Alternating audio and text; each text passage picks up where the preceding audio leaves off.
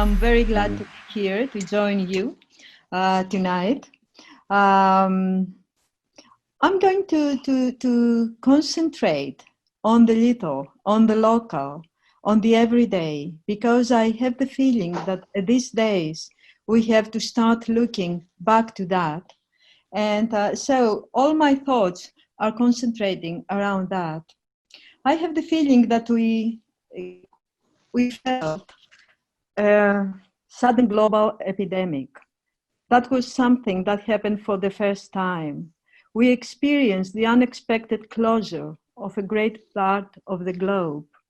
And we experienced the unforeseen stop of transfer of people, of free movement.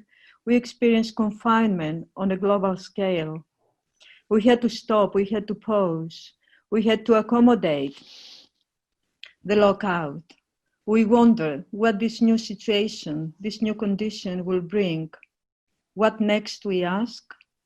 And we are back to a new normality now, and we try to adapt. We wonder for how long? How long will it take before we are not afraid to come close again? And the answer is, we do not really know. As architects, we were not at the center of the things this last month. But our existential, I call it, drive, is to imagine what next, what will make future, what will make, we try to foresee what is coming to our cities, to our homes, to our offices, to our buildings, to our airports, to our public space. We need ideas, and we keep asking questions. There are many questions. There are a lot of possible answers. And I believe there is a lesson to be learned, that sudden changes are not rare as we used to think before. So I try to concentrate on the issue of time in three different aspects: in the now, in the near, and in the far future. If we start with the now, focusing on the now, I feel is a fantastic opportunity to start looking at the local, to start thinking from the bottom up, to realize that small things can make big differences. So I will propose two key concepts. Walking city, very simple concept. We should keep our cities dense, but we should transform them to walking cities. Pedestrianization and cyclists, these very boring, very everyday issues are changing our centers within days. We are experiencing that in Athens, and I think it's very interesting. Walking in our cities, this is what we did mostly those days of confinement. And this, I believe, is what we should maintain more and more. Widening pavements, so boring, yes, but important. Trivial and mundane, yes, but important. Allowing for open space activities to play the role of distancing and expanding the space we occupy. The second idea is distancing, but not isolating. I think a lot about office buildings. Yes, we need to keep distancing into our office spaces. We need to accommodate our previous activities under the new rules and to adapt with keeping distance. But at the same time, I think it becomes even more important to be able to have these informal spaces, these spaces for the informal encounters, this aspect that is so important for creativity in the office culture. So I think we need to improvise to bring the open air more and more into our buildings. We need balconies, roof gardens, open air spaces for informal communication. And this leads to what I want to say for the next aspect, for the near future. I think we should focus on nature and spatiality and program and see them as commodities afresh. I think interaction with nature is really a commodity. We need to bring nature as much as we can in our cities, in our buildings, into our design, to renegotiate the boundary between the inside and the outside in our homes and flats, to create intermediate spaces that allow for more possibilities or use, to allow for continuous contact with nature. Because during these days of confinement, it was this that helped us to keep our sanity, at least a lot of us. I believe we need spatial and programmatic adaptability.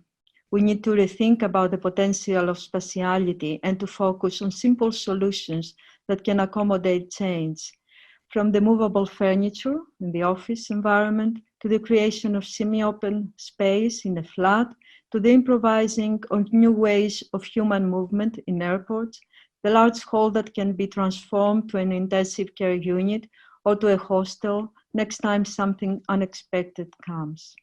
We need transformability and spatial fluidity. We need to reevaluate the potential of space, not just as the beautiful labyrinth of the recent years, but as a commodity that needs to be adjustable, able to bring together the large scale and the private, and its potential to readapt. We need to make transformability, I think, our guideline. And looking at the far future, in looking at further up to the future, I think we need to take seriously one more concept, and I think this is sustainability. We talk about sustainability a lot, but I think this becomes even more important now. A walking city is sustainable. A flat that has access to the open air, a balcony, veranda, it is sustainable in difficult times. Sustainability relies on the local. It is something to be learned, to be sought after, and it is necessary to start bringing it more and more into our designs and our way of design thinking. I think in restarting, yes, we have to admit that the world would not be the same anymore. But in reality, the world keeps changing. It never remains the same. The difference now is the sudden stop of the world at a scale previously unheard. Quite an interesting, actually, turn in the meaning of globalization. The world keeps changing, either slowly, accommodating change within the existing norm, like an organism in a rather stable condition, or with ruptures, with sudden dangerous events that upset the existing flow of time and energy and require immediate measures. In restarting, we need to add value in our work. In difficult times, we need ideas that add value in what we do. If something was made evident in this pandemic, was the necessity not of the glamorous and the large, but of the local and sometimes trivial and mundane. We need to refocus on this local. I keep insisting and talking about that and repeating, to be able to see the detail that makes the difference instead of accepting the uniformity of the global. I believe we need to learn the lesson of unpredictability. Crisis management is not only for the big companies. It becomes a prerequisite for everybody, for everybody's life when sudden events take place. Today it is a disease, tomorrow it might be something else. We need to accept our vulnerability and look for resilience. We felt vulnerable. We walked in the empty streets and searched for openness. We need to focus now on the notion of resilience and on our ability to respond as fast as possible. Yes, the world will not be the same anymore. In restarting, we need to be flexible, adaptable, able to reevaluate our ideas and norms, and more than anything else, to rely on our greater ability as architects, our characteristic way of thinking, this ability of interrelating a great number of different domains into complex, coherent structures. In restarting, we need to bring to the foreground our ability to do, undo, and redo. I'm quoting Louis Bourgeois, our ideas, preconceptions, and ways of thinking and doing at the spaces we design and of the programs we serve. And the empty pavements of Athens during the days of the quarantine, and the balconies and the sky and few plants in the balcony just to have a sense of sanity and realize how important is nature and light. And here are some pictures of an office building. A balcony, yes, why not? And a lot of roof gardens, open spaces for people to gather and have the informal encounters, and more roof garden on the same building, and here, and here.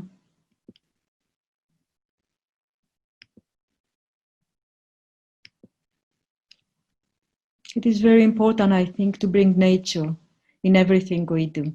Thank you very much.